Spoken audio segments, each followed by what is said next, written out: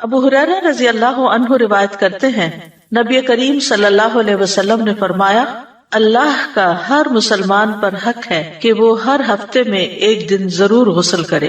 غسل کہتے ہیں اپنے سارے جسم پر ایک خاص نیت سے پانی بہانے کو۔ ہمارے دین میں غسل کی بہت اہمیت ہے، خواہ وہ صرف طہارت حاصل کرنے کے لیے لیا جائے یا پھر صفائی کے لیے یا ٹھنڈک پہنچانے کے لیے یا ایکٹیو ہونے کے لیے۔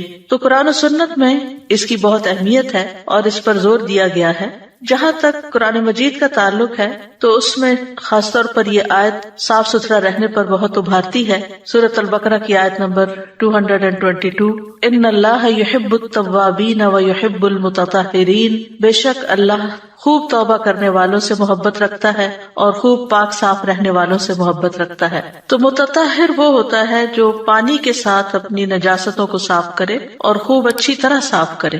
جہاں تک سنت کا تعلق ہے تو جیسے یہ حدیث آپ نے پڑھی، اسی طرح بخاری اور مسلم میں ایک اور حدیث بھی ہے، حق علی کل مسلم ان یغتسل فی کل 7 ایام یوما یغسل فیہ رأسہ وجسدہ، کہ ہر مسلمان پر لازم ہے کہ ہر 7 دن میں ایک دن ضرور غسل کرے جس میں وہ اپنے سر کو بھی دھوئے اور اپنے جسم کو بھی دھوئے۔ تو یہاں حق کا مطلب یہ ہے کہ یعنی یہ بات لازم ہے، اور 7 دنوں میں ایک دفعہ نہانے سے مراد جمعے کے دن غسل کرنا ہے۔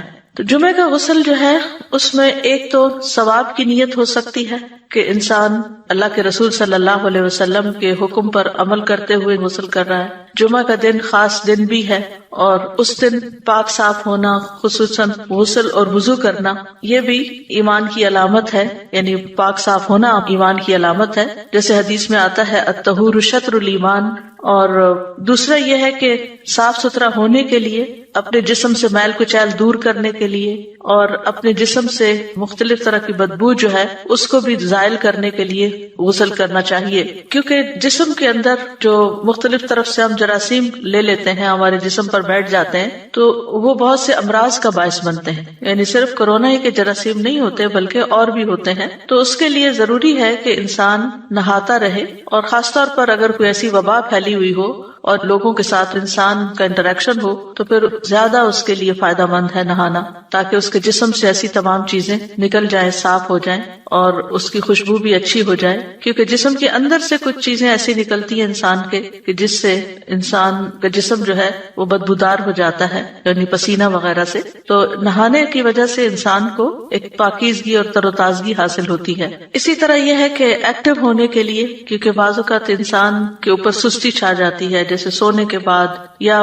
تھکاوٹ کے بعد، تو انسان اگر غسل کر لیتا ہے تو اس کی ساری سستی دور ہو جاتی ہے۔ اسی طرح یہ ہے کہ انسان جب گھر سے باہر نکلتا ہے تو اس پر گرد و غبار بھی پڑتا ہے، تو اس کو دھونے کے لیے بھی حضرت عائشہ کہتی ہیں کہ جمعے کے لیے لوگ اپنے گھروں سے اور اوالی سے باری باری آتے تھے اور وہ اونی عبائیں پہنے ہوئے ہوتے تھے، اور راستے میں ان پر گرد و غبار بھی پڑتا تھا جس کی وجہ سے ان سے بو پھوٹتی تھی۔ تو ان میں سے ایک انسان رسول اللہ صلی اللہ علیہ وسلم کی خدمت میں حاضر ہوا، اور اس وقت آپ صلی اللہ علیہ وسلم میرے ہاں تشریف فرما تھے۔ تو رسول اللہ صلی اللہ علیہ وسلم نے فرمایا، کیا ہی اچھا ہو کہ تم لوگ اس دن کے لیے صاف ستھرے ہو جایا کرو، یعنی جمعہ کے لیے خاص طور پر۔ اوالی کہتے ہیں مختلف جو مدینہ کے آس پاس آؤٹ اسکرٹس میں چھوٹے چھوٹے گاؤں سے آباد تھے، تو وہ لوگ پیدل چل کے آتے، دھوپ میں آتے، اور بعض اوقات اگر سواری پر ہوتے جیسے گدھے وغیرہ کی یا اونٹ کی، تو جانوروں کے چلنے سے، زمین کے اوپر پاؤں مارنے سے بھی گرد و غبار اڑتا ہے اور پھر وہ جسموں پہ جا کے بیٹھ جاتا ہے، سر غبار آلود ہو جاتا ہے۔ لیکن یہ کہ اگر انسان غسل کر کے گھر سے چلا ہو تو کم سے کم احتمال ہوتا ہے کہ انسان ایک ناپسندیدہ حالت میں مسجد میں داخل ہو، کیونکہ جمعہ کا اجتماع عام اجتماعات سے بڑا ہوتا ہے، اور جہاں جتنے زیادہ لوگ اکٹھے ہوں اور خصوصاً موسم گرمی کا ہو تو وہاں ایسی اسمیل ہوتی ہے جو دوسروں کو اذیت دیتی ہے۔ پھر اسی طرح یہ ہے کہ فرشتے بھی حاضر ہوتے ہیں بڑے اجتماعات میں، اور جمعے کے دن خاص طور پر، تو کوئی ایسا کام بھی نہیں کرنا چاہیے کہ جس سے فرشتوں کو اذیت ہو۔ اسی لیے مسجد میں پیاز اور لہسن اور مولی وغیرہ کھا کر آنے سے منع کیا گیا ہے، کیونکہ اس سے انسان کے منہ سے اور جسم سے اسمیل آتی ہے، اس کے پسینے میں بھی اور طرح کی اسمیل شامل ہو جاتی ہے، اور پھر وہ چیز فرشتوں کو اذیت دیتی ہے، اس لیے اس سے بھی بچنا چاہیے۔ اگلی حدیث نمبر 95، وہ وضو کے متعلق ہے۔ وضو، عن ابی ہریرہ عن النبی صلی اللہ علیہ وسلم قال لا يقبل الله صلاة احدكم اذا احدث حتى يتوضأ، کتاب الحیل۔ ابو ہریرہ رضی اللہ عنہ نبی کریم صلی اللہ علیہ وسلم سے روایت کرتے ہیں، آپ نے فرمایا اللہ تم میں سے کسی ایسے شخص کی نماز قبول نہیں کرتا جو بے وضو ہو یہاں تک کہ وہ وضو کر لے، یعنی اگر وضو نہیں تو وضو کر لے۔ وضو نماز کا لازمی جزو ہے۔ ابو ہریرہ رضی اللہ عنہ سے روایت ہے، وہ کہتے ہیں کہ رسول اللہ صلی اللہ علیہ وسلم نے فرمایا جس کا وضو نہیں اس کی نماز نہیں۔ تو نماز ایک فریضہ ہے، اور اگر یہ فریضہ اپنی شرائط کے بغیر انسان ادا کر رہا ہے تو وہ فریضہ ادا ہی نہیں ہوتا، چاہے وہ بظاہر ایک نماز والا ہی ایکشن کر رہا ہے، اس کا وہ ایکشن صرف ایکشن ہی ہوگا، اس سے فائدہ نہیں ہوگا اس کو۔ ایک اور روایت میں آتا ہے، سنن نبی داؤد کی ہے، نبی صلی اللہ علیہ وسلم نے فرمایا اللہ عز و جل خیانت کے مال سے کوئی صدقہ قبول نہیں کرتا، اور نہ ہی بغیر وضو کے کوئی نماز قبول کرتا ہے۔ اور وضو کرنا جو ہے وہ یا طہارت حاصل کرنا نماز سے پہلے وہ نماز کی کنجی ہے، لیکن وضو پر محافظت مومن ہی کرتا ہے۔ رسول اللہ صلی اللہ علیہ وسلم نے فرمایا مومن کے سوا کوئی بھی ہرگز وضو کی حفاظت نہیں کرتا، یعنی مومن اس بارے میں چوکنا رہتا ہے، کانشیس رہتا ہے کہ وہ باوضو ہے یا نہیں، کیونکہ اس کی عبادت اور خاص طور پر نماز جو ہے وہ وضو سے متعلق ہے، کہ اگر وضو نہیں تو نماز بھی نہیں۔ اسی طرح وضو کرنا اسلام کا ایک حصہ ہے، اسلام کا ایک شعار ہے، ایک پہچان ہے۔ ابن عمر اپنے والد رضی اللہ عنہما سے روایت کرتے ہیں، اور وہ نبی صلی اللہ علیہ وسلم سے جبریل علیہ السلام کے سوال کے بارے میں دریافت کرتے ہیں جو انہوں نے اسلام کے بارے میں کیا تھا۔ تو آپ نے فرمایا اسلام یہ ہے کہ تم اس بات کی گواہی دو کہ اللہ کے سوا کوئی معبود نہیں، اور بلا شبہ محمد صلی اللہ علیہ وسلم اللہ کے رسول ہیں، اور یہ کہ تم نماز قائم کرو، زکوٰۃ ادا کرو، حج کرو، عمرہ کرو، اور غسل جنابت کرو، اور مکمل وضو کرو، اور تم رمضان کے روزے رکھو۔ تو یہ سب کچھ اسلام کا حصہ ہے، جس میں نماز، زکوٰۃ، حج، عمرہ، غسل جنابت اور مکمل وضو اور رمضان کے روزے۔ تو ایک مسلمان جو ہے وہ اپنی ظاہری اور باطنی طہارت کے لیے یہ تمام چیزیں کرتا ہے۔ اس میں باقی چیزیں تو انسان کی باطنی طہارت کا کام دیتی ہیں، جیسے نماز کا پڑھنا ہے یا زکوٰۃ کا ادا کرنا ہے، لیکن غسل جنابت یا غسل کرنا اور مکمل وضو کرنا جو ہے یہ ظاہری طہارت کے لیے بہت ضروری ہے۔ اسی طرح رمضان کے روزے جو ہیں وہ بھی انسان کی جسمانی طہارت، جسم کی بہت سی علائشوں کو ختم کرنے کا باعث بنتے ہیں، اور اسی طرح روحانی تزکیے کا بھی باعث بنتا ہے رمضان۔ پھر اسی طرح آغاز وحی میں ہی وضو کی تعلیم دی گئی تھی۔ زید بن حارثہ رضی اللہ عنہ نبی صلی اللہ علیہ وسلم سے روایت کرتے ہیں کہ سب سے پہلی وحی جو جبریل علیہ السلام آپ کے پاس لائے اس میں انہوں نے آپ کو وضو اور نماز کا طریقہ سکھایا۔ جب وضو سے فارغ ہوئے تو پانی کا ایک چلو لیا اور اس کے ساتھ اپنی شرمگاہ پہ چھینٹے مارے، یعنی اگر کسی قسم کا بھی کوئی وسوسہ ہو کہ پتہ نہیں صحیح طور پہ طہارت ہوئی ہے یا نہیں، تو وضو کے آخر میں ایسا کیا جا سکتا ہے۔ پھر اسی طرح نبی صلی اللہ علیہ وسلم ہر نماز کے لیے نیا وضو کرتے تھے۔ انس رضی اللہ عنہ کہتے ہیں کہ نبی صلی اللہ علیہ وسلم ہر نماز کے لیے نیا وضو کرتے تھے۔ راوی کہتے ہیں کہ میں نے کہا کہ آپ لوگ کس طرح کرتے تھے، یعنی صحابہ کا کیا طریقہ تھا۔ کہنے لگے کہ ہم میں سے ہر ایک کو اس کا وضو اس وقت تک کافی ہوتا تھا جب تک کوئی وضو توڑنے والی چیز پیش نہ آتی۔ تو اس میں یہ ہے کہ اگر انسان کا وضو نہ رہے، جیسے کہ اس حدیث میں آیا ہے، جس حدیث کی یہاں وضاحت کی جا رہی ہے کہ لا يقبل اللہ صلاۃ احدکم اذا احدث حتی یتوضا، کہ اللہ تعالیٰ کسی کی نماز قبول نہیں کرتا جو بے وضو ہو، یعنی وضو ٹوٹ جائے اس کا، احدث، یہاں تک کہ وضو کر لے۔ تو صحابہ کا یہ طریقہ تھا کہ وہ جب وضو نہیں رہتا تھا تو اس وقت وضو کرتے تھے۔ امت کو ہر نماز کے لیے وضو کی ترغیب دی آپ نے۔ آپ صلی اللہ علیہ وسلم نے فرمایا اگر میری امت پر مشقت نہ ہوتی تو میں انہیں ہر نماز کے وقت وضو کا حکم دیتا اور ہر وضو کے ساتھ مسواک کا حکم دیتا۔ تو اس سے یہ پتہ چلتا ہے کہ افضل یہی ہے کہ انسان ہر نماز کے ساتھ نیا وضو کرے، لیکن یہ کہ اگر مشقت ہوتی ہے اس میں تو پھر اگر پہلے سے وضو موجود ہے اور وضو ٹوٹا نہیں تو انسان اسی وضو کے ساتھ نماز ادا کر سکتا ہے۔ پھر اسی طرح یہ ہے کہ وضو کامل ہونا چاہیے اور پورے اہتمام کے ساتھ سارے جسم کے اعضاء کو مل مل کے دھونا چاہیے جن کو وضو میں دھونا ضروری ہوتا ہے۔ رفاع بن رافع رضی اللہ عنہ سے روایت ہے کہ وہ نبی صلی اللہ علیہ وسلم کے پاس بیٹھے ہوئے تھے۔ آپ نے فرمایا کسی کی نماز اس وقت تک مکمل نہیں ہوتی جب تک وہ اپنا وضو اس طرح کامل طور پر نہ کرے جس طرح اسے اللہ تعالیٰ نے حکم دیا ہے، یعنی اپنا چہرہ دھوئے، اور کوہنیوں تک اپنے دونوں بازو دھوئے، اپنے سر کا مسح کرے اور ٹخنوں تک اپنے پاؤں دھوئے۔ تو یہ وضو کے فرائض ہیں، کیونکہ ان میں سے اگر کوئی چیز چھوٹ جائے تو وضو نہیں ہوتا۔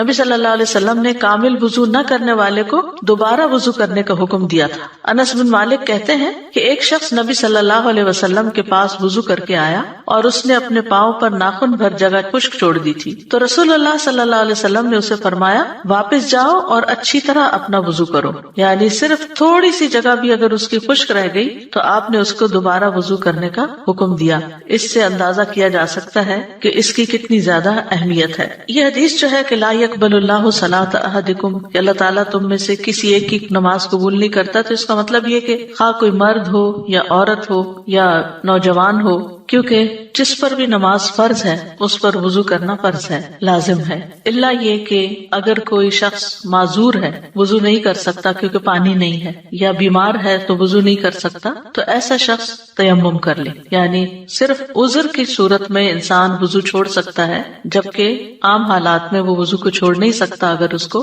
وضو کی ضرورت ہے، کیونکہ وضو کے بغیر نماز پڑھنا جو ہے وہ حرام ہے۔ اور یہاں پر احدث کا لفظ استعمال ہوا ہے وضو ختم ہونے کے معاملے میں، تو حدث جو ہوتا ہے وہ دو طرح کا ہوتا ہے، ایک حدث اکبر ہوتا ہے جو جنابت ہوتی ہے، اور دوسرا حدث اصغر جس میں انسان کے جسم سے کچھ مادے ایسے نکلیں کہ جن کی وجہ سے وضو ٹوٹ جائے۔ تو نواقض الوضو جو ہیں جن پر سب کا اتفاق ہے وہ یہ کہ سبیلین سے، یعنی پیشاب کے اگلے رستے سے یا پچھلے رستے سے کوئی بھی چیز جو نکلے، اور وہ نکلنے والی چیز جو ہے اس میں پخانہ، پیشاب، منی، مزی، ودی اور گیسز، اسی طرح حیض کا خون، استحاضہ کا خون، نفاس کا خون، اسی طرح عورت کی فرج سے نکلنے والی رطوبت، باقی چیزیں وضو توڑ دیتی ہیں اور وہ نجس ہوتی ہیں، لیکن مزی اور جو گیسز جسم سے نکلتی ہیں یا عورت کی شرمگاہ سے جو رطوبت نکلتی ہے یہ ناپاک نہیں ہوتی، یعنی اس سے جسم ناپاک نہیں ہوتا لیکن وضو ٹوٹ جاتا ہے۔ پھر اسی طرح یہ ہے کہ انسان اگر سو جائے تو اس کا وضو ٹوٹ جاتا ہے، اگر اس پر کوئی بے ہوشی طاری ہو جائے، کوئی جنون ہو جائے یا وہ نشے میں آ جائے کسی وجہ سے، اگر نشہ حرام ہے لیکن پھر بھی اگر جیسے بعض اوقات آپریشن وغیرہ کے لیے انیستھیزیا دیا جاتا ہے جس کی وجہ سے عقل چلی جاتی ہے، یعنی انسان گہری نیند سو جاتا ہے، تو اس صورت میں بھی وضو نہیں رہتا۔ اسی طرح شرمگاہ کو ہاتھ لگانے سے وضو ٹوٹ جاتا ہے، لیکن اگر عورت اپنے بچے کو دھو رہی ہے، اس کو صاف کر رہی ہے تو اس کا وضو نہیں ٹوٹے گا۔ اسی طرح اونٹ کا گوشت کھانے سے بھی وضو نہیں رہتا، اس میں دوبارہ وضو کرنے کی ضرورت ہوتی ہے۔ اگلی حدیث ہے حدیث نمبر 96، یہ مسواک کے بارے میں ہے۔ ان ابی ہریرہ رضی اللہ عنہ ان رسول اللہ صلی اللہ علیہ وسلم قال لولا ان اشق علی امتی او لولا ان اشق علی الناس لامرتهم بالسواک مع كل صلاة۔ ابو ہریرہ رضی اللہ عنہ سے روایت ہے کہ رسول اللہ صلی اللہ علیہ وسلم نے فرمایا، اگر میں اپنی امت یا لوگوں پر گراں نہ سمجھتا تو انہیں ہر نماز کے ساتھ مسواک کرنے کا حکم ضرور دیتا۔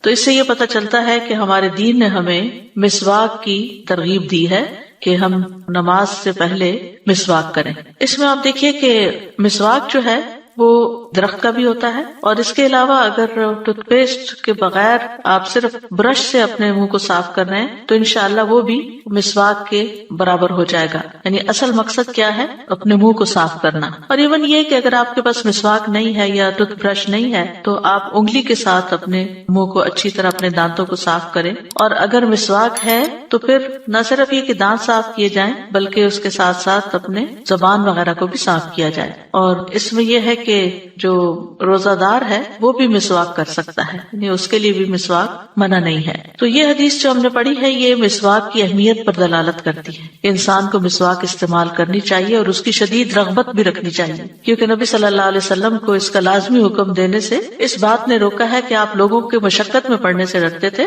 اس لیے آپ نے روکا ہے، ورنہ یہ ہے کہ یہ ایک مستحب عمل ہے اور پسندیدہ ہے۔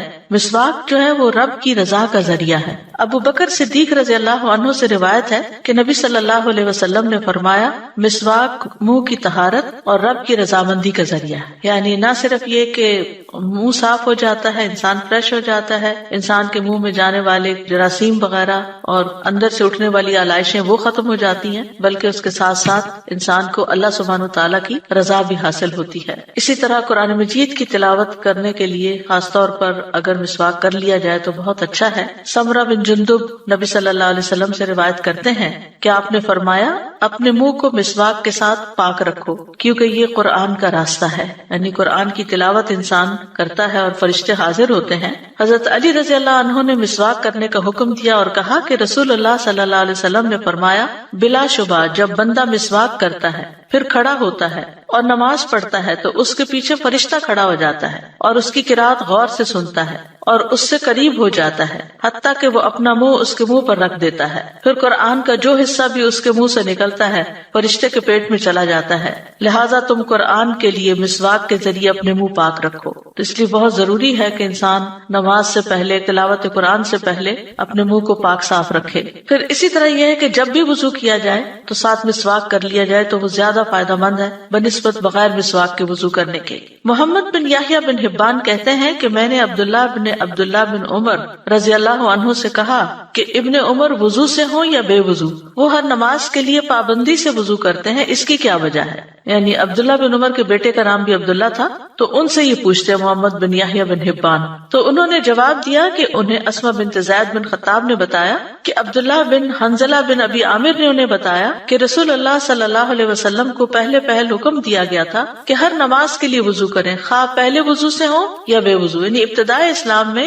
ہر نماز کے لیے نیا وضو ضروری تھا، مگر جب انہیں مشقت ہوئی تو حکم دیا گیا کہ ہر نماز کے لیے مسواک کر لیا کریں۔ چنانچہ ابن عمر سمجھتے تھے کہ ان میں ہمت ہے، لہٰذا وہ ہر نماز کے لیے نیا وضو کرتے۔ تو بہرحال اس سے دو باتیں پتہ چلتی ہیں، ایک یہ کہ ابتدائی اسلام میں ہر نماز کے لیے نئے وضو کا حکم تھا، اور دوسرے یہ کہ ہر نماز سے پہلے وضو کے ساتھ مسواک کیا جائے، لیکن یہ حکم وجوب میں نہیں ہے۔ نبی صلی اللہ علیہ وسلم کی عادت تھی کہ دن یا رات میں جب بھی سو کر اٹھتے تو وضو سے پہلے مسواک کیا کرتے تھے۔ اسی طرح حذیفہ رضی اللہ عنہ سے روایت ہے، وہ کہتے ہیں کہ جب رسول اللہ صلی اللہ علیہ وسلم تہجد کے لیے کھڑے ہوتے تو اپنا منہ مسواک سے اچھی طرح صاف فرماتے، کیونکہ اس میں آپ کی لمبی قرات ہوتی تھی، اور جیسا کہ ابھی ہم نے پڑھا کہ فرشتہ حاضر ہوتا ہے اور اپنا منہ قرآن پڑھنے والے کے منہ پر رکھ دیتا ہے، تو اس صورت میں منہ کا پاک صاف ہونا بہت ضروری ہے، ورنہ فرشتے جو ہیں وہ گندگی سے اور بیڈ اسمیل سے نفرت کرتے ہیں اور اذیت محسوس کرتے ہیں۔ پھر اسی طرح ابن عباس تو کہتے ہیں کہ رسول اللہ صلی اللہ علیہ وسلم رات کو 2 رکعت نماز پڑھ کر سلام پھیرتے اور مسواک کرتے، یعنی اتنی زیادہ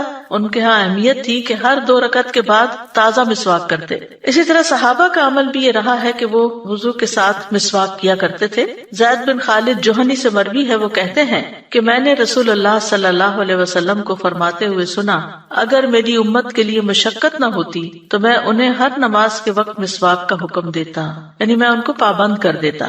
ابو سلمہ کہتے ہیں پھر میں نے دیکھا کہ زید رضی اللہ عنہ مسجد میں بیٹھے ہوتے تھے اور مسواک ان کے کان پر رکھی ہوتی تھی، جیسے کسی کاتب کا قلم اس کے کان پر ہوتا ہے، تو جب نماز کے لیے اٹھتے تو مسواک کر لیتے، یعنی اتنا زیادہ وہ نمازوں سے پہلے وضو اور مسواک کا خاص طور پر اہتمام کیا کرتے تھے۔ ہم سب کو اس بات پر توجہ دینی چاہیے کہ اگر ہم صرف ان چھوٹی چھوٹی سنتوں پر ہی عمل کر لیں تو اجر و ثواب تو اپنی جگہ ہے، اللہ کی رضا بھی ہے، لیکن اس کے ساتھ ساتھ ہم دنیا کے کتنے مسائل سے بچ سکتے ہیں، کتنی بیماریوں سے پریونشن ہو سکتی ہے، اور کتنی تکلیفوں سے ہم نجات پا سکتے ہیں، کیونکہ بہت ساری بیماریاں معدے سے شروع ہوتی ہیں، اور معدے سے جو کچھ جاتا ہے وہ منہ کے راستے جاتا ہے، اور اگر منہ صاف ہوگا تو معدے میں صاف ستھری طیب چیز پہنچے گی، اور اگر منہ گندا ہوگا تو پھر منہ کی علائشیں ساتھ کھانے کے مل کے معدے میں اتریں گی، جس کی وجہ سے مزید بیماریاں پیدا ہوں گی۔ اور اس کے علاوہ دنیاوی فائدے بھی بہت ہیں، دانت صاف ہوتے ہیں تو دانت چمکتے ہیں، دانتوں میں بیکٹیریا نہیں لگتا،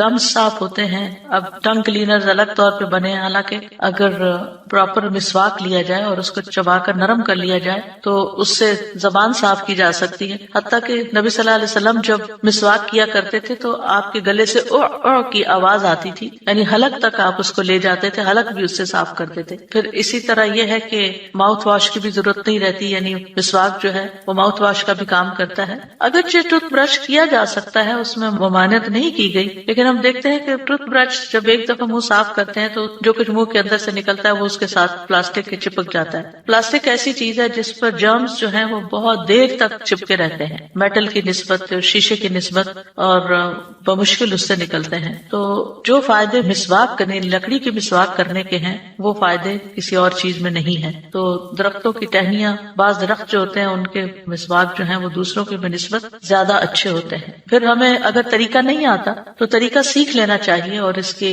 فضائل اور برکات سے فائدہ اٹھانا چاہیے اور اجر و ثواب بھی کمانا چاہیے. دنیا کے فائدے تو سیکنڈری چیز ہے، اصل چیز جو ہے وہ دین کا فائدہ ہے، ہمارے اعمال میں اضافے کا باعث ہے. کیونکہ یقینی طور پر وہ نماز جو تازہ وضو کے ساتھ اور مسواک کے ساتھ پڑھی جاتی ہے اس کا اجر و ثواب زیادہ ہے بنسبت اس نماز کے کہ جو ہم ویسے ہی پڑھ لیتے ہیں. اسی طرح مسواک کی جو ٹہنیاں ہوتی ہیں مختلف درختوں کی، ان میں جیسے زیتون کی مسواک ہے، جیسے نیم کی مسواک ہے، یعنی کوئی بھی چیز جو میسر ہو اس سے کی جا سکتی ہے. ہمیں لازمی طور پر کسی ایک خاص قسم کی لکڑی کو استعمال کرنے کے لیے نہیں کہا گیا، جو بھی جس علاقے میں مسواک میسر ہوں. اور مسواک جو ہے اس کی ٹہنیاں اگر توڑ کر خشک کر لی جائیں تو وہ کافی عرصے تک کام آتی ہیں اور ان کا بھی فائدہ ہوتا ہے. باب الغسل، غسل کے مسائل. عن ابی ہریرہ رضی اللہ عنہ عن النبی صلی اللہ علیہ وسلم قال اذا جلس بین شعبها الاربع ثم جہدها فقد وجب الغسل. متفق علیہ. حضرت ابو ہریرہ رضی اللہ تعالی عنہ سے روایت ہے کہ نبی اکرم صلی اللہ علیہ وسلم نے فرمایا، جب میاں بیوی سے جسمانی تعلق قائم کرے تو اس پر غسل واجب ہو جاتا ہے. اسے بخاری اور مسلم نے روایت کیا ہے. عورت یا مرد کو احتلام ہو تو غسل واجب ہو جاتا ہے. ان قتادۃ ان انس بن مالک حدثهم ان ام سلیم حدثته انها سألت نبی اللہ صلی اللہ علیہ وسلم عن المرأة ترى في منامها ما يرى الرجل فقال رسول الله صلى الله عليه وسلم اذا رأت ذلك المرأة فلتغتسل. فقالت ام سلمة واستحييت من ذلك. قالت وهل يكون هذا؟ فقال نبي الله صلى الله عليه وسلم نعم. فمن اين يكون الشبه؟ انما الرجل غليظ ابيض وماء المرأة رقيق اصفر فمن ايهما على او سبق يكون منه الشبه. رواہ مسلم. قتادہ سے روایت ہے کہ انس ابن مالک رضی اللہ تعالی عنہ نے ان سے حدیث بیان کی کہ ام سلیم رضی اللہ تعالی عنہا نے رسول اللہ صلی اللہ علیہ وسلم سے پوچھا، اگر عورت خواب میں دیکھے وہ جو مرد دیکھتا ہے، آپ نے فرمایا جب عورت ایسا دیکھے تو غسل کرے. ام سلمہ رضی اللہ تعالی عنہا نے کہا کہ مجھے شرم آئی. میں نے کہا ایسا کیا ہوتا ہے؟ یعنی عورت کو بھی احتلام ہوتا ہے؟ رسول اللہ صلی اللہ علیہ وسلم نے فرمایا بے شک ایسا ہوتا ہے، ورنہ بچہ عورت کے مشابہ کیوں کر ہوتا ہے؟ آپ نے فرمایا مرد کا نطفہ سفید اور گاڑھا ہوتا ہے جبکہ عورت کا نطفہ پتلا اور زرد ہوتا ہے. دونوں میں سے جو بھی غالب آ جائے بچہ اسی کے مشابہ پیدا ہوتا ہے. اسے مسلم نے روایت کیا ہے. منی خارج ہونے پر غسل واجب ہو جاتا ہے. غسل جنابت میں پہلے دونوں ہاتھ دھونے چاہیے، پھر طہارت حاصل کر کے وضو کرنا چاہیے. عن عائشہ رضی اللہ عنہا ان رسول اللہ صلی اللہ علیہ وسلم کان اذا اغتسل من الجنابة بدأ فغسل يديه قبل ان يدخل يده في الاناء ثم تودأ مثل وضوئه للصلاة. رواہ مسلم. حضرت عائشہ رضی اللہ تعالی عنہا سے روایت ہے کہ رسول اللہ صلی اللہ علیہ وسلم جب غسل جنابت کرتے تو برتن میں ہاتھ ڈالنے سے پہلے دونوں ہاتھ دھوتے، پھر نماز کی طرح وضو کرتے، پھر غسل فرماتے. اسے مسلم نے روایت کیا ہے. غسل جنابت کا مسنون طریقہ یہ ہے.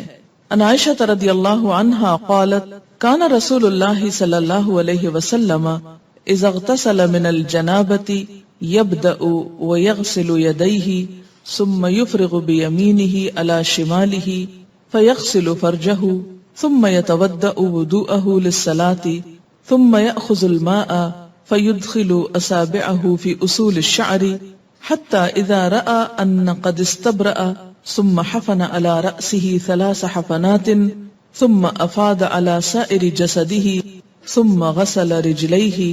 متفق علیہ. حضرت عائشہ رضی اللہ تعالی عنہا سے روایت ہے کہ جب رسول اللہ صلی اللہ علیہ وسلم غسل جنابت فرماتے تو پہلے اپنے دونوں ہاتھوں کو دھوتے، پھر دائیں ہاتھ سے بائیں ہاتھ پر پانی ڈال کر استنجا کرتے. یعنی استنجا کے لیے بایاں ہاتھ استعمال کرنا چاہیے جبکہ پانی دائیں ہاتھ سے ڈالنا چاہیے. پھر نماز کی طرح کا وضو کرتے.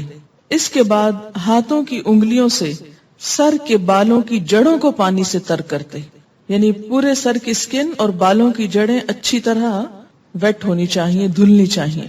3 لپ پانی سر میں ڈالتے، یعنی 3 times ایٹ لیسٹ سر پہ پانی پور کرتے، اور پھر سارے بدن پر پانی بہا دیتے، آخر میں پھر پاؤں دھوتے۔ اسے بخاری اور مسلم نے روایت کیا ہے۔ پاؤں دھونے کی حکمت کیا ہے؟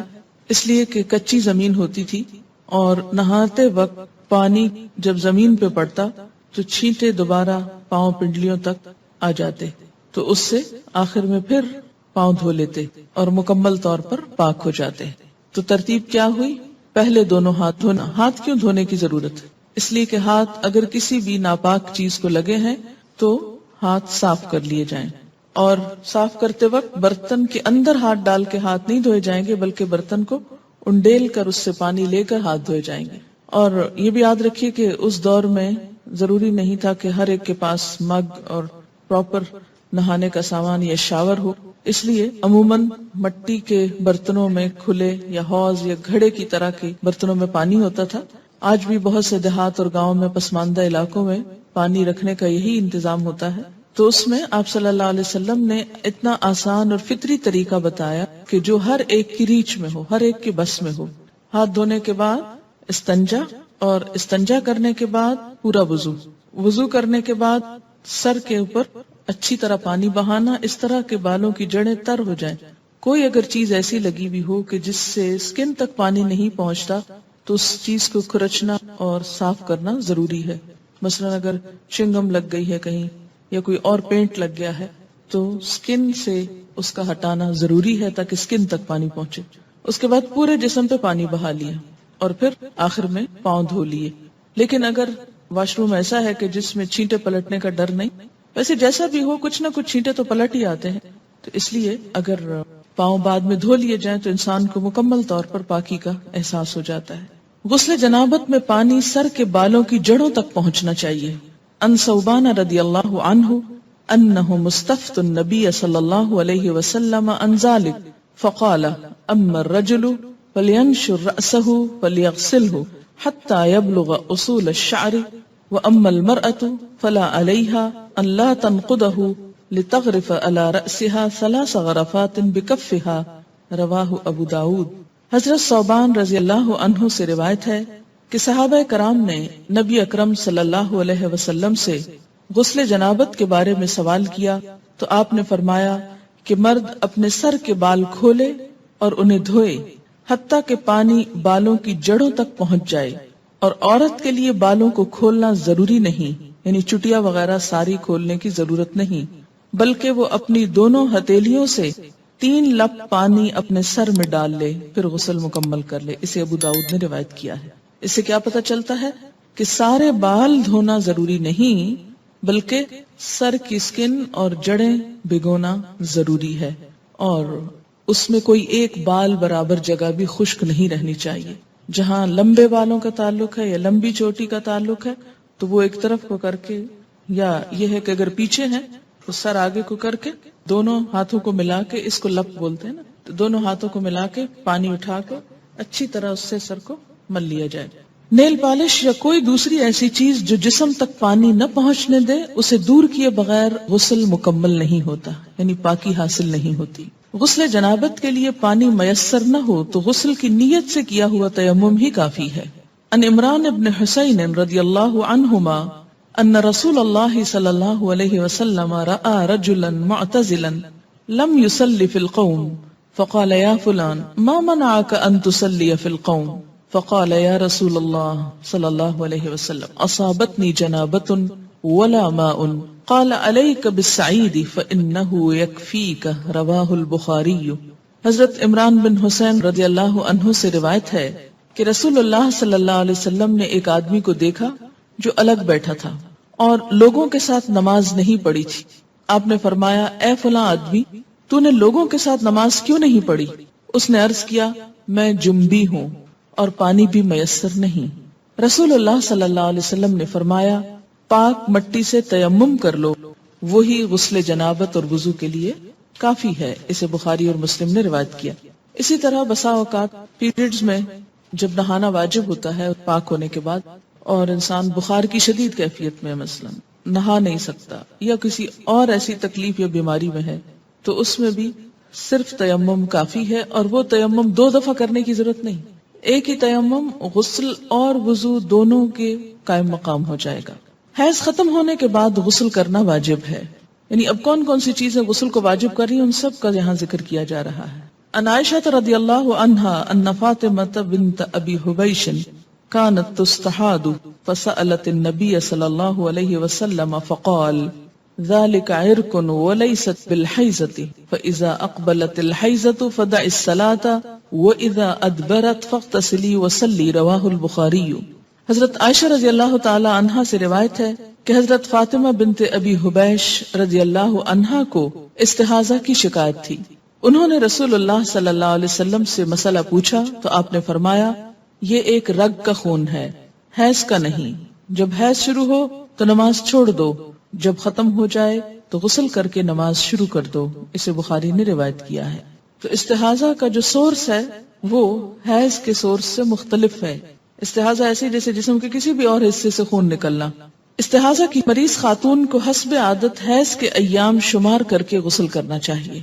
عن عائشہ رضی اللہ عنہا زوج النبی صلی اللہ علیہ وسلم قالت ان ام حبیبۃ رضی اللہ عنہا بنت جحش التي كانت تحت عبد الرحمن بن عوف رضی اللہ عنہ شکت الى رسول اللہ صلی اللہ علیہ وسلم الدم فقال لها امكثي قدر ما كانت تحبسك حیدتك ثم اغتسلی فكانت تغتسل عند كل صلاة رواہ مسلم۔ نبی اکرم صلی اللہ علیہ وسلم کی زوجہ محترمہ حضرت عائشہ رضی اللہ عنہا کہتی ہیں کہ عبد الرحمن بن عوف رضی اللہ عنہ کی بیوی حضرت ام حبیبہ رضی اللہ عنہا رسول اللہ صلی اللہ علیہ وسلم کی خدمت میں حاضر ہوئی اور استحاضہ کی شکایت کی۔ رسول اللہ صلی اللہ علیہ وسلم نے ارشاد فرمایا حسب عادت ایام حیض میں نماز نہ پڑھو، پھر ایام حیض ختم ہونے پر غسل کر لو۔ چنانچہ ام حبیبہ رضی اللہ عنہا ہر نماز کے لیے غسل کیا کرتی تھیں۔ اسے مسلم نے روایت کیا ہے۔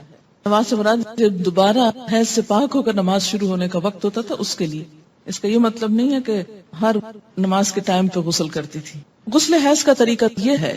عن عائشہ رضی اللہ عنہا ان اسماء سألت النبی صلی اللہ علیہ وسلم عن غسل المحیض فقال تأخذ احداكن ماءها وسدرتها فتطهر فتحسن الطهور ثم تصب على رأسها فتدلكه دلكا شديدا حتى يبلغ شؤون رأسها ثم تصب عليه الماء ثم تأخذ فرصة ممسكة فتطهر بها فقالت اسماء وكيف أتطهر فقال سبحان الله تطهرين بها فقالت عائشة رضي الله عنها كأنها تخفي ذلك تتبعين أثر الدم وسألته عن غسل الجنابة فقال تأخذ ماء فتطهر فتحسن الطهور أو تبلغ الطهور ثم تصب على رأسها فتدلكه حتى تبلغ شؤون رأسها ثم تفيد عليها الماء فقالت عائشة نعم النساء نساء الأنصار لم يكن يمنعهن الحياء أن يتفقهن في الدين رواه مسلم۔ حضرت عائشہ رضی اللہ عنہا سے روایت ہے کہ حضرت اسماء رضی اللہ تعالی عنہا نے نبی اکرم صلی اللہ علیہ وسلم سے غسل حیض کے بارے میں سوال کیا کہ کیسے نہانا چاہیے اس کے بعد، تو آپ نے فرمایا پہلے پانی میں بیری کے پتے ڈال کر اچھی طرح حیض کے خون سے پاکی حاصل کر لو۔ یہ بیری کے پتوں کی ضرورت اس لیے کہ اس دور میں صابن کی ایسی صورت اور قسمیں موجود نہ تھی۔ مراد جس سے یہ کہ اچھی طرح صفائی حاصل کرنے کے لیے کہ سب میل کچیل دور ہو جائے اس پانی سے نہاؤ۔ اب دیکھیے کہ مردے کو نہلانے کے لیے بھی بیری کے پتے ڈال کر پانی کو بوائل کیا جاتا ہے اور اس سے نہلایا جاتا ہے، اور اس میں بھی ایک اب تو صابن استعمال کر لیا جاتا ہے لیکن دیہاتوں وغیرہ میں اب بھی لوگ اسی پانی سے نہلاتے ہیں، تو ایک طرح سے جراثیم کش محلول بن جاتا ہے اور ہر قسم کی نجاست کو جسم سے دھو ڈالتا ہے۔ اب یوں سمجھے کہ لیکوڈ سوپ کی طرح کا۔ پھر سر پہ پانی ڈالو، یہ مراد اس سے یہ ہے کہ جہاں جہاں نجاست ہے اچھی طرح جسم کو مل کے دھو لو، پھر سر پہ پانی ڈالو اور خوب اچھی طرح ملو تاکہ پانی بالوں کی جڑوں تک پہنچ جائے۔ پھر سارے بدن پر پانی بہاؤ، پھر خوشبو لگی ہوئی روئی کا پھاہا لے کر اس سے پاکی حاصل کرو، یعنی جسم سے ساری اسمیل دور کرنے کے لیے کیا کرو، روئی کو خوشبو لگا کر اسے جسم پر لگاؤ تاکہ خون کی ساری نجاست کا اثر اور اسمیل اور گندگی دور ہو جائے. آج کے دور میں بھی اگر ایسا کیا جائے تو بہت اچھا ہے، لیکن صابن وغیرہ بھی خوشبودار جو ہوتا ہے اس سے یہ کام لیا جا سکتا ہے. اس سے آپ اندازہ لگائیں نا کہ اسلام پاکیزگی، طہارت، صفائی ستھرائی اور خصوصاً ایک عورت سے اچھی اسمیل آنے کی طرف کتنا متوجہ کرتا ہے. بہت سے ازدواجی زندگیوں میں جھگڑے محض اس لیے ہوتے ہیں کہ عورتیں اپنی کیئر نہیں کرتی، اور خصوصاً جو نجاست سامنے نظر نہیں آتی اس کے بارے میں بہت کیئر لیس ہوتی. تو یہ چیز درست نہیں. اس لیے آپ دیکھیں کہ اللہ کے رسول صلی اللہ علیہ وسلم نے اگرچہ مسئلے میں کتنی حیا ہے لیکن اس کے باوجود اچھی طرح کھول کے بات سمجھائی تاکہ کوئی بھی ابہام نہ رہے. حضرت اسماء رضی اللہ تعالی عنہا نے عرض کیا، روئی کے پاہے سے پاکی کس طرح، یعنی کاٹن بڈ سے کس طرح؟ آپ صلی اللہ علیہ وسلم نے فرمایا سبحان اللہ، پاکی حاصل کرو. یعنی اب آپ اس سے زیادہ اور کیا ڈیٹیل بتاتے. یعنی اٹس انڈرسٹوڈ کہ روئی کے اوپر خوشبو لگا کے جسم کے اس حصے پہ لگاؤ کہ جہاں نجاست کے اثرات رہے ہیں تاکہ وہ سب کچھ دور ہو جائے. حضرت عائشہ رضی اللہ عنہا نے آہستہ سے بتایا کہ حیض کی جگہ پر لگاؤ. پھر حضرت اسماء نے غسل جنابت کا سوال کیا تو آپ صلی اللہ علیہ وسلم نے فرمایا پہلے پانی سے اچھی طرح استنجا کرو، پھر سر پر اچھی طرح پانی ڈال کر ملنا چاہیے تاکہ پانی بالوں کی جڑوں تک پہنچ جائے، پھر پورے بدن پر پانی ڈالو. حضرت عائشہ رضی اللہ تعالی عنہا کہتی ہیں کہ انصار کی عورتیں بھی کیا خوب عورتیں ہیں کہ دین کی باتیں پوچھنے میں شرم محسوس نہیں کرتی. اسے مسلم نے روایت کیا. عورت کے سر کے بالوں کی جڑوں میں چوٹی کھولے بغیر پانی پہنچ سکے تو چوٹی کھولنا ضروری نہیں، لیکن اگر نہ پہنچ سکے تو کھولنا ضروری ہے، کیونکہ بعض ممالک میں خواتین کے بال مثلا افریقن کنٹریز میں آپ نے دیکھا ہوگا اتنے تھک ہوتے ہیں کہ آسانی سے انگلی ان میں سے نہیں گزرتی، اور بعض چوٹیاں اس طرح جیسے ہمارے ہاں فرنٹیر کے علاقے میں اتنی باریک باریک بالوں سے بنائی بھی ہوتی ہیں اور ان کو آپس میں پھر ان کے ڈیزائن بنے ہوئے ہوتے ہیں، اور بعض اوقات وہ اس طرح چپکا بھی دی جاتی ہیں کہ جس سے سکن تک پانی ڈائریکٹ نہیں پہنچ سکتا. تو ایسی صورت میں پھر ان مینڈیوں کو کھول دینا چاہیے. ان ام سلمہ رضی اللہ عنہا قالت قلت یا رسول اللہ صلی اللہ علیہ وسلم ان امرأة اشد ضفر رأسی افانقضه لغسل الجنابہ قال لا انما يكفيك ان تحسي على رأسك 3 حسيات ثم تفيدين عليك الماء فتطهرين رواہ مسلم. ام سلمہ رضی اللہ عنہا کہتی ہیں کہ میں نے عرض کیا یا رسول اللہ صلی اللہ علیہ وسلم میں اپنے سر پر چوٹی باندھتی ہوں، کیا غسل جنابت کے لیے کھول دیا کروں؟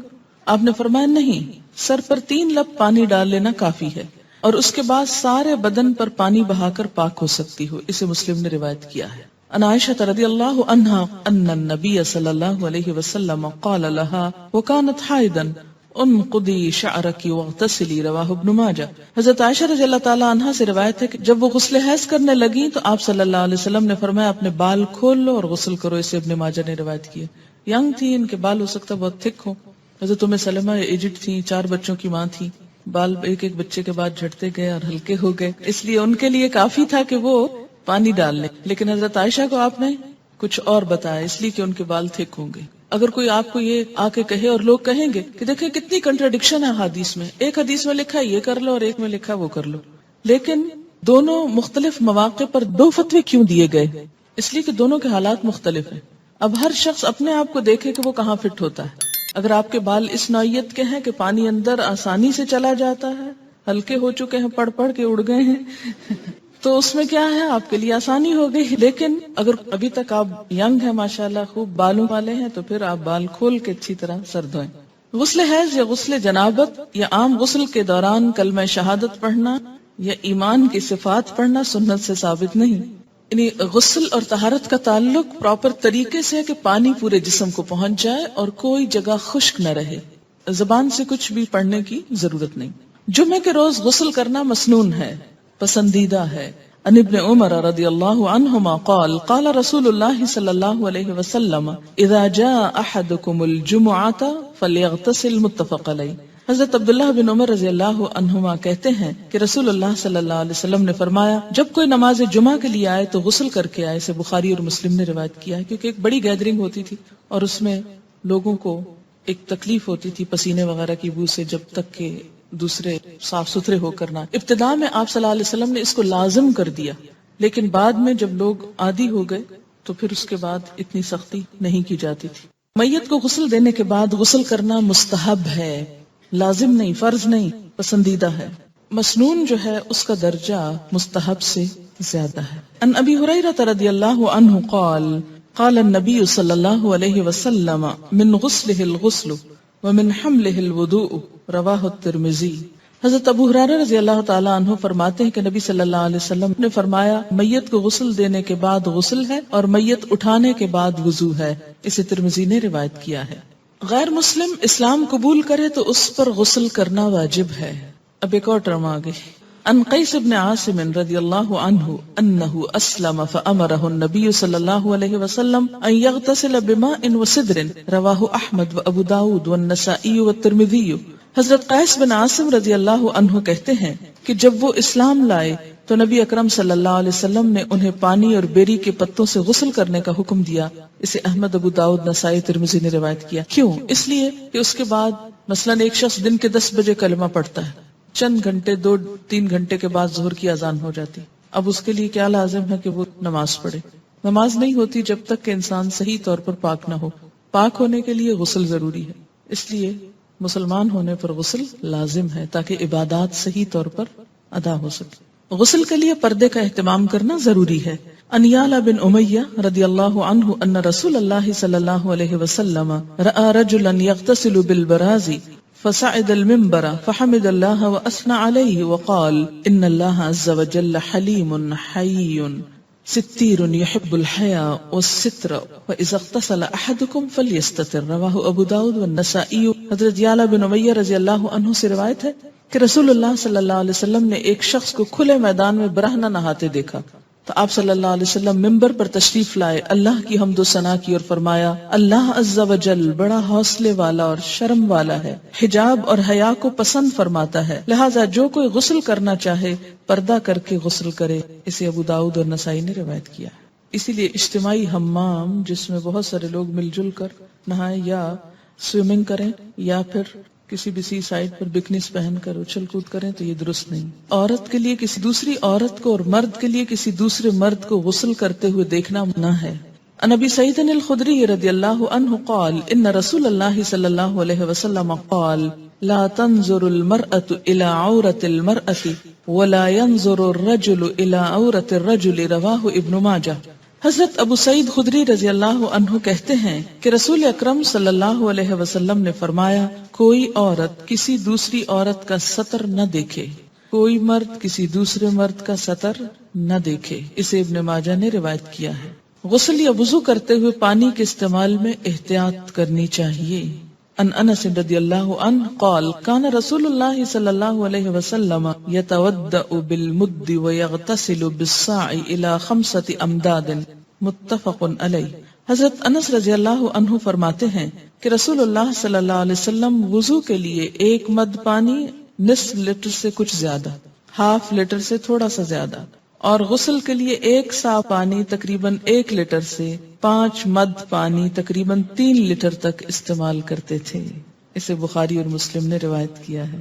جی ہاں، ہم تو بالٹیاں اور ٹب بہا دیتے ہیں، ٹینک خالی کر دیتے ہیں، ٹینکرز منگواتے ہیں.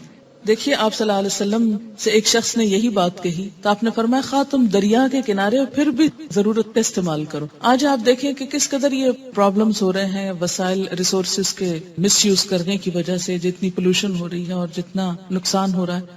اس میں ضرور کوئی حکمت ہے.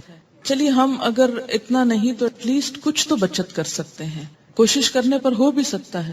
ایسا ہے کہ ہمارے ہاں عادت کیا ہے کہ آپ ٹوتھ پیسٹ لگاؤ، برش کو آہستہ آہستہ ٹیپ کھول دو، وہ کھلی رہے، آپ برش کرتے رہیں، شیشہ دیکھتے رہیں، ادھر ادھر دیکھتے رہو، کھلی ہے. تسلی کیا ہے کہ اب جب ایک دم ضرورت پڑے گی تو کھولنی نہیں پڑے گی. اچھا اسی طرح اگر آپ نے چولہا جلا دیا ایک دفعہ تو کھلا رہے، گیس جلتی رہے، دوبارہ پھر ایک تیلی ضائع ہوگی. یا یہ کہ اب کون ماچس کھولے اور اس میں سے لائٹر آن کرے، پریس کرے اور اس میں اٹھائے اور لگائے. تو بہتر ہے کھلا رہے، جتنی دیر 2 4 5 گھنٹے کچن میں کام ہو رہا ہے بس جل رہی ہے گیس. تو یہ سب چیزیں اسراف میں آ جاتی ہیں. ایسا کرنا جو ہے وہ دوسرے انسانوں کے حق کو مارنا ہے. پھر اسی طرح باتھ روم میں کوئی نہیں، بس بجلی جلتی رہے، اس لیے کہ پھر کبھی جانا پڑا تو پھر کون بٹن آن کرے گا. تو اس سے آپ دیکھیں کہ بے وجہ ایک تو بل پے کرتے ہیں آپ، دوسری بات یہ ہے کہ ریسورسز ضائع ہوتے ہیں. ہمارے ملک میں پہلے ہی بجلی کی کمی ہے، بہت سے گاؤں دیہات وغیرہ کو بجلی کیوں نہیں مل رہی؟ اس لیے کہ بجلی ہے نہیں. اسی طرح بعض اوقات لوڈ شیڈنگ ہو جاتی. کیوں کرنی پڑتی ہے لوڈ شیڈنگ؟ اس لیے کہ ہم احتیاط سے استعمال نہیں کرتے. تو ہر چیز اپنی ضرورت اور حد کے اندر ہو تو وہی بہتر ہے. یعنی بخل اور کنجوسی کے لیے بھی نہیں کہا گیا کہ اب اگر ضرورت ہے تو آپ لائٹ نہیں جلائیں کہ بجلی کا بل دینا پڑے گا, یا یہ ہے کہ یہ ضائع ہو رہی ہے. نہیں, ضرورت اگر تھوڑی روشنی کی تھوڑی, زیادہ تو زیادہ, اس سے زیادہ کی ضرورت ہے اس سے زیادہ, لیکن ضرورت ہو. مگر بلا ضرورت بے وجہ صرف شان و شوکت کی نمائش کے لیے اور دکھاوے کے لیے وسائل کو ضائع کرنا, یہ اسلامی طریقہ نہیں ہے. مسنون طریقے سے غسل کرنے کے بعد وضو کی ضرورت باقی نہیں رہتی. عن عائشہ رضی اللہ عنہا قالت کان رسول اللہ صلی اللہ علیہ وسلم لا يتوضأ بعد الغسل رواہ ابو داؤد والترمذی وابن ماجہ والنسائی والحاکم. حضرت عائشہ رضی اللہ عنہا فرماتی ہیں کہ رسول اللہ صلی اللہ علیہ وسلم غسل کے بعد وضو نہیں کیا کرتے تھے, کیونکہ غسل شروع ہونے سے پہلے سب کچھ استنجا بھی کر لیتے, وضو بھی کر لیتے اور پھر صرف پانی بہاتے تھے. اسے ابو داؤد, ترمذی, ابن ماجہ, نسائی اور حاکم نے روایت کیا. اس سے کیا پتہ چلتا ہے کہ انسان اس کے بعد اگر نماز پڑھنا چاہے تو نماز بھی پڑھ سکتا ہے. ہمارے ہاں تو یہ تصور ہے نا کہ سر سے دوپٹہ اترا تو وضو ٹوٹ جائے گا, یا یہ ہے کہ اگر کپڑے چینج کیے تو وضو ٹوٹ جائے گا. تو کپڑے چینج کرنے سے اور سر کے دوپٹہ اترنے سے وضو نہیں جاتا, اور اس کے لیے یہی دلیل ہے. جی, پسندیدہ یہی ہے کہ ہر کام میں دائیں طرف استعمال کیا جائے. اسی طرح نہاتے وقت اگر جیسے بازو پہ صابن لگا رہے ہیں تو پہلے رائٹ سائڈ پہ لگائیے, ہاں پھر دوسری طرف آ جائے. لیکن یہ بھی ہو سکتا ہے نا کہ پہلے اگر ہاف اوپر والے کو اگر آپ پہلے دائیں اور پھر بائیں پہ کر لیا, پھر دائیں ٹانگ اور بائیں اس پہ کر لیا, یا سارا اوپر سے نیچے تک رائٹ پہلے کر لیں پھر پورا لیفٹ کر لیں, تو جیسے بھی آسانی ہو. جی ہاں, پانی کا بھی حساب ہوتا ہے. ان کا سوال یہ ہے کہ شاور کے نیچے کھڑے ہو کر عموماً نہایا جاتا ہے تو کیا نہا سکتے ہیں؟ نہا سکتے ہیں, ایسی کوئی پابندی نہیں کہ آپ بیٹھ کر ہی نہائیں. اور خاص طور پر جب آپ جسم پہ پانی بہائیں گے تو بیٹھ کر پانی کیسے بہے گا؟ وہ تو پوری طرح آپ پاک نہیں ہو سکتے, منع نہیں کیا گیا. ایک بات یاد رکھیے, اس میں بڑی آسانی رہے گی آپ سب کو کہ ناپاکی دو طرح کی ہوتی ہے, جنابت, اور اسی میں جنابت کی دو بڑی وجوہات ہیں, انٹرکورس اور احتلام. یہ جنابت میں آ جاتی ہیں دونوں چیزیں, ٹھیک ہے, یہ غسل کو واجب کرتی ہیں. اور دوسری بڑی ناپاکی کیا ہے؟ حیض. ان دونوں کے بعد, یعنی جنابت اور حیض دونوں کے بعد نہانا فرض ہے, لازم ہے, الا یہ کہ کوئی بیمار ہو. اس صورت میں کیا ہے؟ تیمم ہے. واضح. جمعے کے دن نہانا مسنون ہے, مسلمان ہونے کے بعد نہانا واجب ہے, مردے کو غسل دینے کے بعد نہانا مستحب ہے. عام طور پر پاکیزگی اور صفائی ستھرائی کے لیے نہانا بھی مستحب ہے, اچھا ہے, انسان کی کیفیت زیادہ بہتر ہوتی ہے بنسبت اس کے کہ انسان میلا کچیلا رہے. اتنی بات سمجھ میں آ گئی. اب جو فرض غسل ہے, کون کون سا؟ جنابت اور حیض دونوں کا فرض غسل. اس میں آپ دیکھیے کہ پھر دو تین چیزیں لازم ہیں. ایک یہ ہے کہ وضو کی طرح کا وضو ہو. وضو سے مراد کیا ہے؟ کلی اور ناک میں پانی ڈالنا, باقی تو سارا آپ دھو ہی لیتے ہیں. اگر آپ وضو نہیں کریں گے, کلی اور ناک میں پانی نہیں ڈالیں گے, تو آپ کا پاک ہونے کا غسل نہیں ہوگا. اور دوسری بڑی شرط کیا ہے؟ سارے جسم پہ پانی بہانا, کہ ایک بال جتنی جگہ بھی خشک نہ رہے. اگر کوئی چیز بھی جسم کو لگی ہوئی ہے تو اس کو اتار دیجئے, ہٹا دیجئے, صاف کر دیجئے. اور اس کے بعد بعض اوقات لوگ نیل پالش وغیرہ اتارتے ہیں, لیکن کیا ہوتا ہے, سامنے سے اتار دیتے اور باریک حصے نہیں دیکھتے کہ جو اندر تک لگی ہوئی ہوتی. اسلام نیل پالش کا دشمن نہیں ہے. اگر آپ نے آٹا گوندا ہے اور آٹا آپ کے ہاتھوں کے ساتھ سوکھ کے اندر کو ناخنوں میں لگ گیا ہے اور وہ نہیں آپ نے اتارا اور آپ نہا چکے, تو اس سے آپ کا غسل نہیں ہوتا. ٹھیک ہے. کلی اور ناک میں پانی ڈالنا, استنجا کرنا کہ ہر طرح کی نجاست اتر جائے, اور پورے جسم پہ پانی بہانا اس طرح کہ کوئی بال بھی خشک نہ رہے. یہ فرض غسل کے لیے. باقی مسنون غسل میں کیا ہے؟ اسی طرح ہی ہے طریقہ, لیکن بعض اوقات کیا ہوتا ہے کہ اگر کوئی کمی بیشی رہ گئی تو حرج کوئی نہیں, کوئی گناہ کی بات نہیں. مستحب غسل میں بھی. اور عام روزمرہ میں اگر آپ سر نہیں دھو رہے, صرف نیچے کا دھڑ جو ہے اس کو دھو رہے ہیں تو بھی کافی ہے. ضروری نہیں کہ ہر دفعہ نہانے میں سر ضرور دھویا جائے. بعض لوگ نہیں دھو سکتے, بعض اوقات پانی کی کمی ہوتی ہے, یا کسی اور مسئلے میں انسان سر کو بار بار گیلا نہیں کر سکتا, تو اتنا بھی کافی. جی ہاں, وہ پیر دھونا فرض نہیں ہے. اگر خاص طور پر نجاست لگی ہے تو دھو دیں. اور اگر آپ سمجھیں کہ سب ٹھیک ہے, چپل پہنا ہوا ہے اور کوئی چھینٹے ایسے نہیں پڑے, تو اوپر سے جو پانی آ رہا ہے اور وہ پاؤں تک بہ گیا, پاؤں ساتھ ہی دھل گئے اور پاؤں میں چپل ہے, تو کوئی حرج نہیں ہے اگر الگ سے نہ بھی دھوئے جائیں. اگر جنابت, احتلام, حیض و نفاس, ان تمام طریقوں سے پاکی حاصل کرنے کے لیے ایک ہی طرح کا غسل کیا جائے گا, تینوں کا طریقہ الگ الگ ہے, ایک ہی طرح کا غسل.